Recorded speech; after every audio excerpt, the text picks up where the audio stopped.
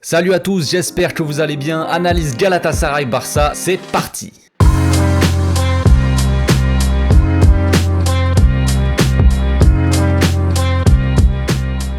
Au passage, n'hésitez pas à vous abonner, liker et commenter, c'est le meilleur moyen de me soutenir et ça fera plaisir à tonton. Le Barça remporte son match retour et passe en quart de finale où il affrontera l'Eintracht Frankfurt.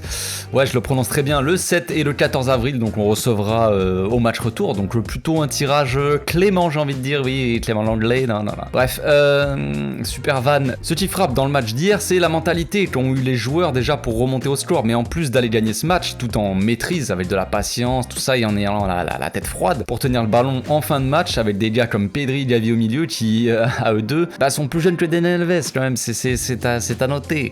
C'était pas un match facile, à cause de l'ambiance, et quand Galatasaray a marqué, j'avoue que j'avais plus beaucoup d'espoir. Je revoyais le match aller dans ma tête, où malgré les occasions qu'on avait eues, on n'avait pas réussi à percer leur défense, quoi. Donc c'était compliqué, mais c'était sans compter le génie de Pedri qui a brillé hier dans tous les domaines du jeu, mais surtout en marquant son but plein de calme, comme un Messi prime, en fait. Comme toute soirée d'Europe magique, il fallait qu'il y ait une action magique comme ça, et c'est Pedri Potter qui a réveillé toute l'équipe. Gros match de la part de Busquets aussi, j'ai trouvé, il a été plein de maîtrise hier, c'était le patron de l'équipe, et pour moi c'est un de ses plus gros matchs depuis bien longtemps maintenant. On l'a vu vraiment dans son rôle de capitaine, et pour le coup il a été fondamental hier soir, et pour moi c'est une très bonne nouvelle, qu'il ne soit pas appelé avec la sélection pendant la trêve, il pourra se reposer tranquillement, parce qu'on en aura grandement besoin pour la fin de la saison. Il faut souligner aussi le travail de Xavi évidemment, mais ça c'est pas une nouveauté, encore une fois hier il a réagi rapidement, il a voulu mettre Adama hier titulaire pour laisser au repos Dembélé, mais il a très bien vu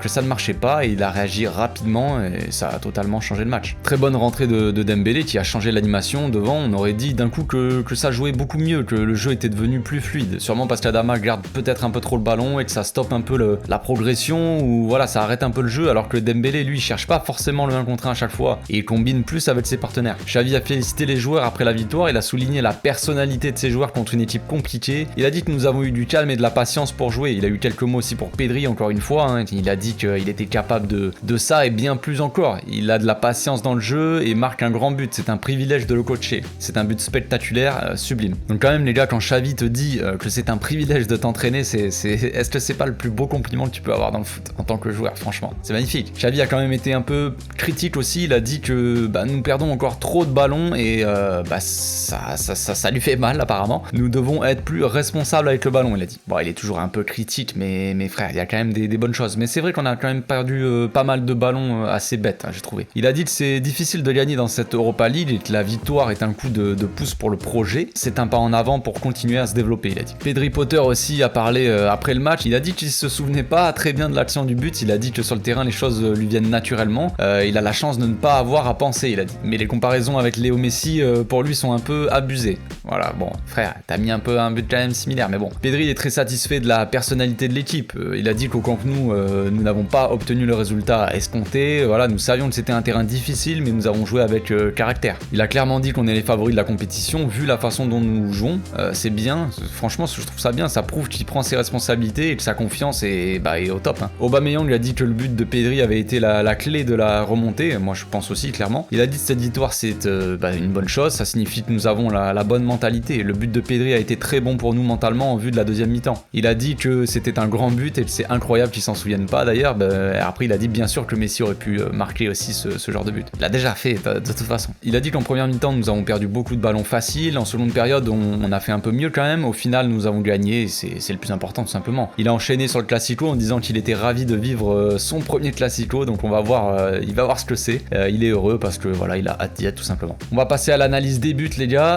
Alors au départ de l'action sur le but de l'égalisation de Pedrito, l'équipe joue très haut alors que Galatasaray joue très bas, ils sont tous regroupés devant leur surface. Jordi a le ballon et cherche encore une fois Aubameyang en point d'appui. Aubameyang lui il conserve un peu car pour le coup il n'a pas de solution pour la remettre en une touche. On voit bien que Galatasaray avait pour consigne, je pense, de bien tenir Busquets, de bien l'encadrer parce qu'on voit bien qu'il est tenu par 3 joueurs. Aubameyang la donne donc à Pedri qui à chaque fois qui touche le ballon, le gars on dirait qu'il se passe quelque chose de magique, c'est magnifique. Bref, Pedrito la donne à Ferran sur le côté, ce qui écarte quand même bien la défense adverse. Dans le même temps, Aubameyang fait l'appel dans l'axe, et pour le coup amène les 203 avec lui. Busquets fait aussi l'appel aux abords de la surface, ce qui libère un peu Frenkie. À ce moment-là, on peut voir vraiment un truc, je pense, travailler avec Xavi. On l'a déjà vu plusieurs fois, quand Jordi Alba fait la passe à Aubameyang, il la redonne en une touche, en retrait par exemple à Busquets, qui envoie en profondeur en une touche le milieu, par exemple Frenkie, ça on l'a vu en début de match, qui part donc en profondeur dans le dos de la défense. Frenkie avait loupé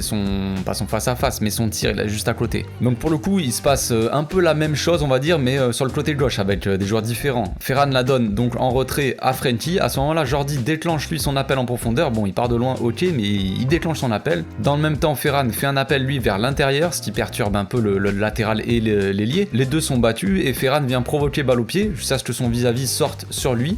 Il attire 3 joueurs de Galatasaray. Pendant le Pedri, lui se démarque juste, il fait juste un pas, qui fait toute la différence clairement. Donc action magnifiquement construite. C'est beau. Tout ça, c'est magnifique, je trouve. Hein, mais voilà. Après, c'est juste le génie de Pedri qui fait le reste, j'ai envie de dire. Hein. Il couche un joueur, puis un deuxième, et il finit par mettre à terre Iñaki qui peut plus rien faire pour le coup. À partir de là, ça redonne de l'espoir à toute l'équipe. Dans la tête des joueurs, ça change tout. Imaginez-vous, les joueurs commençaient peut-être à douter, ils n'ont pas réussi à marquer au match aller. Le retour ne démarre pas non plus idéalement, et l'ambiance est assourdissante. Pedri, 19 ans, libère l'équipe et la remet dans le droit chemin, tout simplement. C'est très simple pour Pedri, c'est tout, c'est comme ça. Sur le deuxième but, l'action est un peu plus brouillonne, hein, mais voilà, c'est là qu'on voit l'importance aussi d'un joueur comme Aubameyang devant. Un joueur qui, malgré une action un peu brouillonne, qui part un peu, c'est un peu le bordel, il a le flair du buteur pour mettre le but, tout simplement. L'action part de Jordi, encore une fois, il centre, mais compliqué vu le nombre de joueurs dans la surface, le nombre d'adversaires. Busquets reprend la balle d'une frappe à ras de terre déviée par Aubameyang. Iñaki fait un arrêt réflexe, encore une fois. La balle revient sur Pedri qui fait une volée un peu bizarre, on va dire. Il frappe en direction du sol pour tromper un peu le gardien avec le rebond, donc au final très intelligent. Malheureusement, Iñaki fait encore un arrêt réflexe. Le ballon revient sur Frenkie qui a l'intelligence et le sang-froid pour la donner à Aubameyang qui n'a plus qu'à la pousser au fond des filets du coup. Donc match pas facile, on l'a déjà dit, hein, mais ça va faire du bien de gagner ce match qui est peut-être le plus compliqué depuis l'arrivée de Xavi, je pense. Les joueurs ont montré un mental très fort pour renverser le score et ça peut que être bon pour la suite. On va passer maintenant aux questions-réponses. Vous avez été nombreux à me poser des questions sur Insta hier, j'ai pas pu prendre tout le monde. J'ai sélectionné 7 questions comme le nombre de ballons d'or de Messi. Donc on commence par Authentique Joseph qui dit Dembélé plus fort qu'Adama. Plus fort je sais pas, mais c'est vrai qu'il apporte plus, je pense. Adama est sûrement plus fort en 1 contre 1, peut-être, ok. Mais à part ça, les deux sont très proches en termes de qualité, on va dire. À la différence que Dembélé a quand même les 2 pieds, ce qui peut apporter quand même beaucoup plus de danger sur la défense adverse, vu que tu peux pas savoir vraiment de quel côté il va partir. Bon, il a des crochets dévastateurs quand même, hein, et il a une qualité de centre très élevée aussi. Adama fait des bons centres, mais Dembélé, on peut pas dire qu'il a grand chose à lui envier. Il a une frappe plutôt bonne aussi, même si, voilà, il y a une chance sur 2 quand même que la balle parte en tribune ou alors en lucarne, on sait pas trop, c'est un peu le loto. Mais surtout, ce qu'on voit depuis quelques matchs, c'est que Dembélé a beaucoup mûri dans le jeu, je trouve. Il va pas bêtement provoquer si on n'est pas bien en place derrière, par exemple, pour récupérer le ballon, si jamais il la perd. Voilà. En tout cas, il le fait moins souvent, je trouve. Adama doit encore progresser là-dedans, surtout dans la combinaison avec ses collègues, parce que là, ça va pas du tout. Il ne combine pas, ça ralentit le jeu, je trouve, et ça n'apporte moins de danger. Ça apporte moins de danger au final, parce que si tu combines avec tes collègues, au final, tu peux être plus imprévisible. Enfin bref, c'est la base, hein. Le foot, ça se joue à 11, frérot, c'est pas du tennis. Ensuite, on a Morod Gary qui dit j'aime bien le nouveau Dest, on sent qu'il a repris confiance en lui, mais qui pour stopper Vinicius? Oui, clairement, Dest monte en puissance et sa blessure arrive vraiment au mauvais moment. Franchement, c'est dommage, je trouve. Mais comme tu dis, il a repris confiance et ça fait toute la différence. Franchement, hier, il a encore été très bon, j'ai trouvé. Hein. Même si avec Adama, la connexion est pas évidente, hein, clairement, mais quand Dembélé est rentré, on a vu tout le potentiel qu'on pouvait avoir avec les deux qui combinent très bien sur le terrain. Malheureusement, l'association n'a pas duré très longtemps avec sa blessure et sa sortie, donc, mais il fait tout bien en ce moment. Il est très important sur le contre adverse grâce à sa vitesse et il met un peu plus d'intensité qu'avant, je trouve. Et quand il va provoquer en 1 contre 1, il a une vitesse de dribble qui me font halluciner, perso. Franchement, le gars est supersonique. Je sais qu'avec plus de confiance, il peut encore plus apporter offensivement, ça c'est clair. Il a une technique bien au-dessus de la moyenne. Il est hyper vif dans les petits espaces, franchement, très rapide et fait des très bons centres quand même, sans parler de sa qualité de frappe, du droit ou même du gauche. Il a déjà marqué des buts du gauche, même avec les États-Unis là, il avait mis une frappasse du gauche. C'était magnifique. Donc qu'au niveau du potentiel, il peut devenir monstrueux, Dest. Mais c'est toujours le même problème. Il lui faut de la régularité et de la confiance. J'espère que sa blessure ne l'éloignera pas trop longtemps des terrains parce que ça serait chiant. Mais voilà, pour le Classico, après, je pense que Dani sera aligné. C'est le seul arrière droit de métier et je pense que il sera aidé par Araujo sur son côté droit pour tenir un peu Vinicius. Mais oui, Alves sera là. Je pense pas que tu puisses mettre Alves sur le banc et Mingueza ou Araujo à droite. Je n'y crois pas trop. Mais c'est une possibilité. Après, Xavi pourra peut-être tenter Araujo en arrière droit et en phase offensive, Alba montera et on aura une défense à 3 peut-être, Araujo, Piqué et Garcia. C'est une possibilité, mais Alves apporte beaucoup aussi par ses centres. Il a une qualité de centre, peut-être la meilleure qualité de centre de l'équipe, donc je pense quand même qu'Alves sera sur le terrain. Ensuite, on a Babacar Faye, je sais pas, qui dit « Ne trouves-tu pas que Xavi fait du bon travail sur la mentalité des joueurs ?» Oui, clairement, j'en ai déjà parlé plein de fois dans plusieurs vidéos, mais Xavi mérite des louanges pour le taf qu'il a fait. Il mérite une statue, de toute façon, Xavi, mais il a récupéré une équipe au bord de la dépression avec des cadres à bout de souffle, complètement dépassés par l'intensité, une équipe peut-être un peu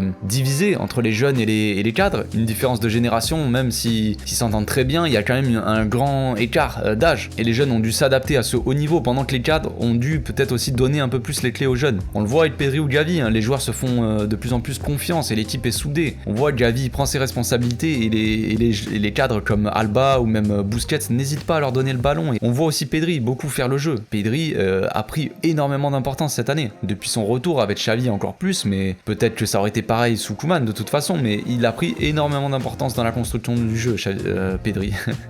Je m'y perds à force avec les prénoms, j'en peux plus. Bon, enfin bref, les joueurs se font de plus en plus confiance, comme je disais, l'équipe est soudée, comme quoi, voilà, tous les exercices et les petits jeux pour rapprocher l'équipe et apporter une cohésion d'équipe a servi. Une fois que toute l'équipe est soudée, Xavi a sûrement un peu plus responsabilisé les joueurs, ce qui peut être plus compliqué peut-être avec les jeunes, mais il a quand même ramené Piqué aussi, Busquets et Alba au top, clairement. Les trois sont pour le coup fondamentaux à l'équipe. Xavi a réussi à bien doser l'équilibre entre l'expérience et un peu la fougue de la jeunesse, donc pour moi c'est clair quand les joueurs prennent du plaisir à jouer, ils finissent par gagner les matchs et ça fait du bien au moral et on fait le plein de confiance tout simplement, c'est la suite logique. Après vient la régularité, maintenant voilà, avec la confiance ça aide aussi. Donc tout va bien, l'équipe est dans la bonne direction, mais on a encore de la route à faire. De toute façon, le chemin vers la gloire est encore long, les amis. En attendant, on kiffe et on pourra dire qu'on a vécu l'ère Guardiola avec Messi, Iniesta et Xavi, mais aussi l'ère Xavi avec Pedri, Gavi et Ansu Fati. S'il revient de blessure, s'il revient bien, ça c'est le destin, ça. Ensuite, on a Ben Cissé qui dit « Au vu du match d'hier, penses-tu que le Real peut nous empêcher de mettre 3 buts ? Ou même 4, frère ?» Alors c'est sûr qu'Ancelotti il a dû étudier ce match avec attention. Au dernier match, ils avaient aussi joué bloc bas en jouant en contre, et on peut s'attendre à la même chose ce week-end, clairement, je pense. Le Real est en forme en ce moment, mais ils ont beaucoup souffert ces derniers temps quand même. Ils se reposent quasi uniquement sur Benzema et Vinicius pour gagner leur match. De temps en temps, Modric aussi quand même, mais après t'as en défense, t'as Militao aussi qui est très très fort. Donc Benzema, lui, s'est blessé le week-end dernier, mais je ne doute pas qu'il sera sur le terrain. Ils nous font croire que Benzema sera absent, enfin moi j'y crois pas, je pense qu'il sera là. Militao aussi avait eu une gêne il y a pas longtemps au genou, il me semble, donc alors que Kroos, lui, il commence à fatiguer aussi un petit peu, donc ils arrivent peut-être un peu fatigués, même s'ils sont en confiance, mais je ne doute pas qu'ils vont tout faire pour gagner chez eux. Les mecs, ils vont se battre comme des morts de faim, donc ils vont essayer d'éviter d'en prendre 3 ou 4, comme on le fait beaucoup en ce moment. Mais le Classico, comme je l'ai déjà dit, je l'ai répété sur Instagram, tout ça, partout, c'est un match à part, et peu importe la forme des équipes, ça sera, je pense, du 50-50. Mais quand même, cette fois-ci, on n'a pas la même équipe que la dernière fois, les gars, on n'a pas la même confiance, on n'a pas les mêmes joueurs, il y a beaucoup de choses qui ont changé. Donc, est-ce qu'on a un petit avantage ? Je pense que c'est équilibré. On a l'avantage sur la confiance peut-être ou la forme de l'équipe, mais ils sont à domicile. Voilà, donc ça sera un match très tendu, j'ai hâte. RBH 4K qui dit première mi-temps très tendue comparée à la deuxième. Pourquoi selon toi ? Déjà le temps de rentrer dans le match, la plupart des joueurs semblaient peut-être un peu dépassés par les événements. En tout cas, ils devaient être impressionnés par le bruit, par l'ambiance, voilà, tout le stade. C'est compliqué, beaucoup de joueurs manquent un peu d'expérience, on va dire.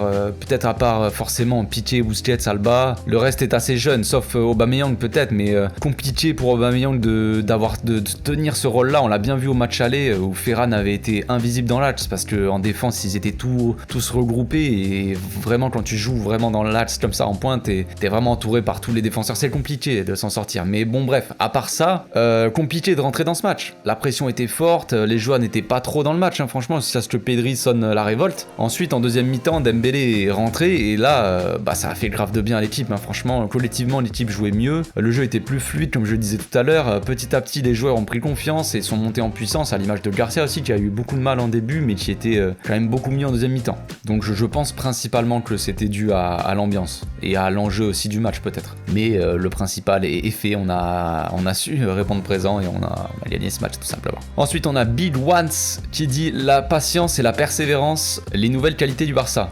Possible oui, franchement, comme je le disais, l'équipe s'améliore dans tous les domaines par rapport au match aller, on a vu une équipe beaucoup plus patiente, on s'est moins précipité, peut-être que le résultat aussi est pour quelque chose parce qu'on a quand même marqué rapidement en deuxième mi-temps, mais en fin de match on a vu une équipe qui gardait quand même le ballon sans se presser, en évitant de perdre des ballons bêtement, donc c'est beau, franchement c'est bien, on voit tout le travail. Xavi avait dit que l'équipe devait aussi s'améliorer dans ce domaine, hein, défendre avec le ballon, donc éviter un maximum de perdre le ballon tout en provoquant quand même des actions et en essayant d'être dangereux, c'est compliqué à faire en soi, hein. Il faut savoir quand attaquer, quand patienter, on voit les progrès match après match et la fin de saison s'annonce passionnante les amis. On finit par la question d'Olivier qui dit oh là, penses-tu que l'ambiance de Galatasaray pourra nous servir pour le Classico?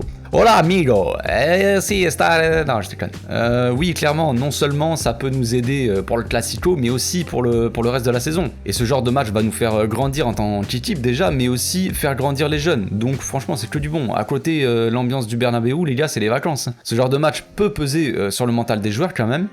Psychologiquement c'est un peu dur avec le voyage et tout, mais aller gagner un match comme ça c'est aussi un soulagement, donc attention à pas se relâcher non plus, voilà, les joueurs doivent se servir de ce genre de match difficile mentalement pour aller chercher d'autres victoires dans des matchs tout aussi compliqués comme un Classico qui est quand même aussi très tendu. Donc oui, pour répondre à ta question, oui clairement ça va nous servir, mais pas que pour le Classico, c'est ça qui est bien. Voilà, c'est tout pour aujourd'hui, merci pour vos questions les gars, il y en avait plein d'autres qui étaient intéressantes mais je peux pas tout prendre malheureusement, sinon on passerait des journées à parler ensemble, peut-être un jour, qui sait. J'espère en tout cas que la vidéo vous a plu les amis, on se retrouve demain pour l'avant-match du Classico. D'ici là, portez-vous bien, passez une très bonne journée les amis, ciao.